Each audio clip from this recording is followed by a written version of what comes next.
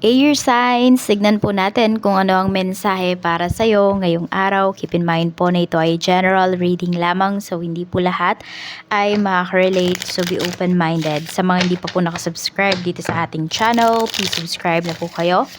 And palike na din po ng ating video, at sa mga nais pong mag-avail ng ating private readings, ng ating Evil Eye Amulet, ng ating Pierce Bracelet, makikita nyo po yung link sa description box. Tarot Intentions by Aliana Reyes.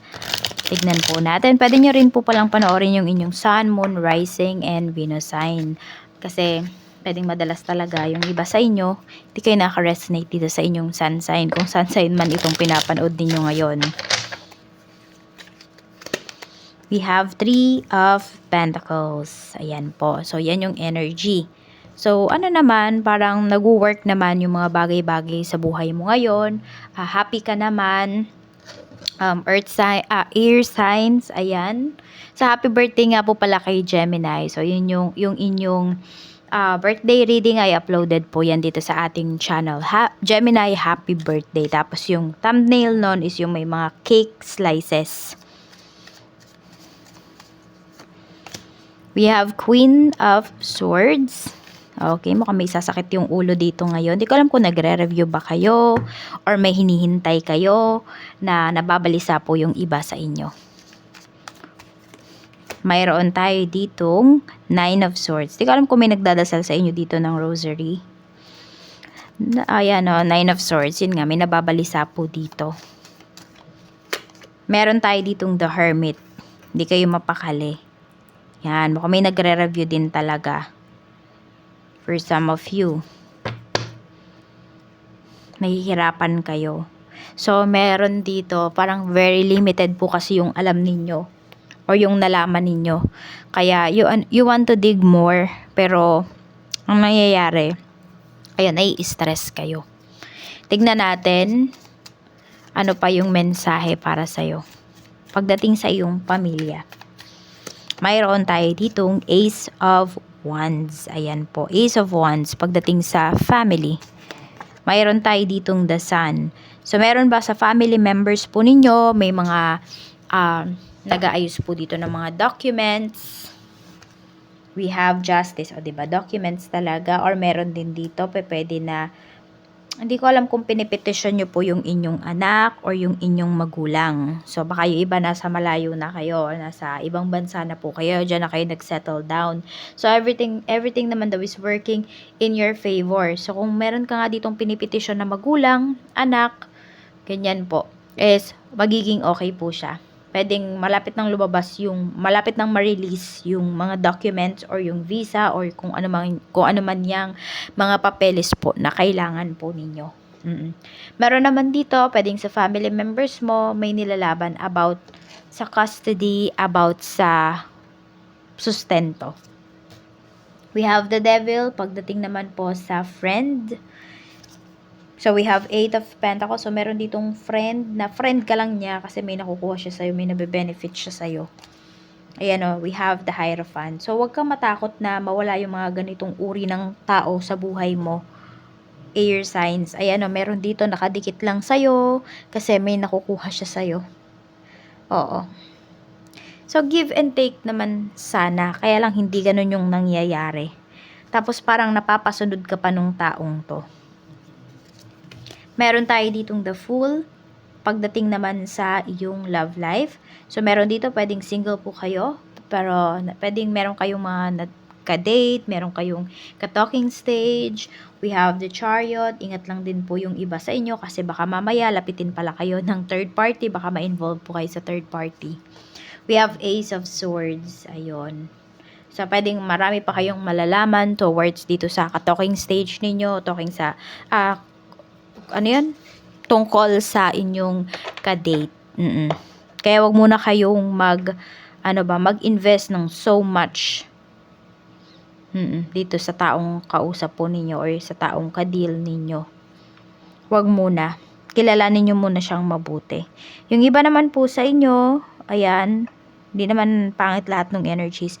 Meron din dito magsasucceed po talaga yung inyong relasyon. Yan, meron dito mo kayo yung magkakatuluyan. Meron din dito na long term yung nakikita ko dito na relasyon. We have Knight of Pentacles. Pagdating naman sa iyong kaperahan, we have Temperance.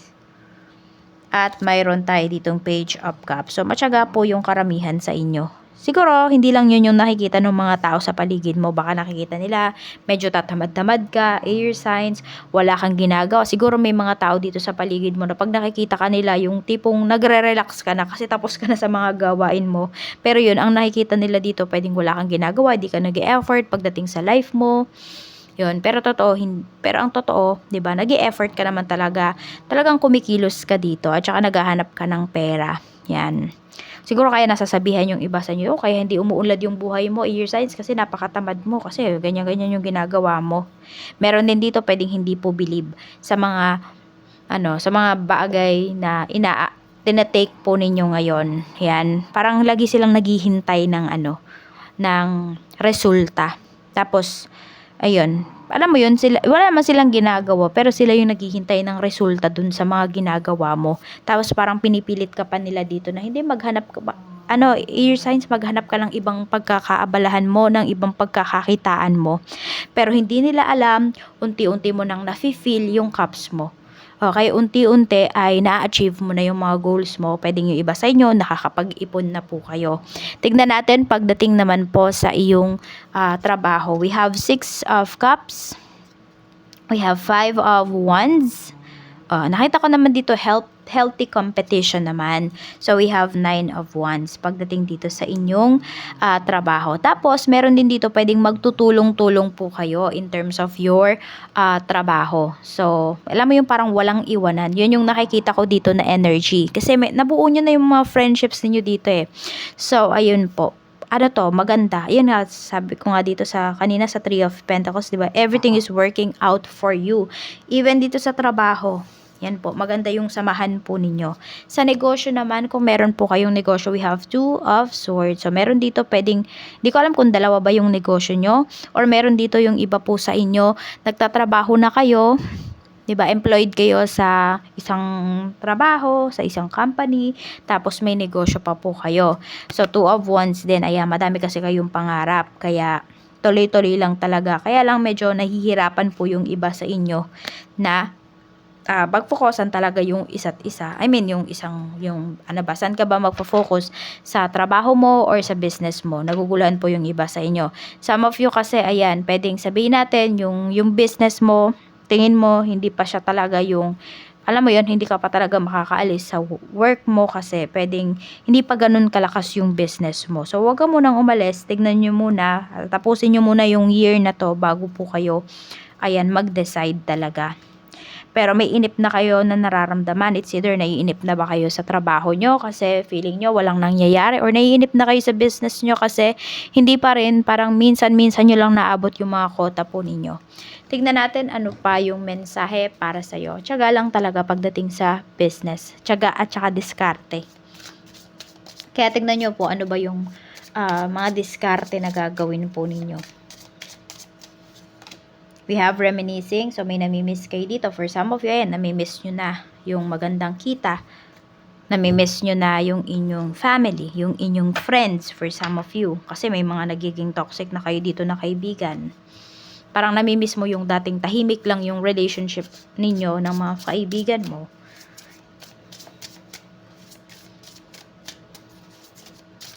Mensahe po natin, we have savings. Ayan po, ayan. Sabi dito, you always need to put something off for a bad day. Create savings for the future. Ayan na, sinasabihan na po kayo talaga, air signs na mag-impok daw po kayo. Mag-ipon kayo. Lalo na kapag, lalo na kung malakas po yung kita ninyo. Diba? Para daw sa araw ng tag-ulan, or sa panahon ng tag-ulan pala, ay meron kayong matudukot. 'Di ba? Hindi tayo yung naghahagilap kung saan tayo mangungutang. Lahat naman kasi tayo, 'di ba, may mga gastusin. Tapos ang nangyayari pa pag nagkautang kayo, nababaon talaga kayo sa utang, tagal nyo bago makaahon. So 'di ba, yan nga, pa konti-konti Yung mga taong walang believe sa'yo, hayaan mo sila. 'Di ba? Basta mag-focus ka dun sa ginagawa mo, kung saan ka kumikita. Yun yung importante. Mayroon tayo ditong have confidence. O, 'di ba? Ito yun, no? May mga tao kasi dito na minamaliit yung ginagawa mo. Air signs. Ayan, no? Have confidence, sabi sa'yo ni Archangel Michael. At ito yung prayer mo. Archangel Michael, please lend me your courage and fortitude. Help me realize that I'm one with all that is divine. Wisdom, strength, love, creativity, abundance, and health. Allow me to feel confident and peaceful about myself in all ways. So, be confident. Isa yan sa mga, kailangan po ninyo para makasurvive dito sa mundo at sa pangmamaliit po sa inyo ng ibang tao. Meron kasi talaga dito ay minamaliit kayo. Minamaliit yung kakayahan ninyo. Savings, kaya mag-ipon po kayo para sa future ninyo, para sa mga susunod pa na panahon, kasi di naman natin alam kung ano pa yung mga mangyayari, hindi ba? Kaya mas mabuti na nahanda tayo. Kasi yung mga mangyayari naman kasi sa life natin, hindi naman yan fix eh. 'Di ba? Depende yan sa mga desisyon na ginagawa natin. Kaya po, maniwala kayo sa inyong sarili and pataasin nyo po yung inyong self-confidence. Mag-ipon po kayo. 8, 9, 50, 23, 44, and we have number 18. Yan po yung inyong mga lucky numbers. Mag-iingat po kayo always and more blessings to come.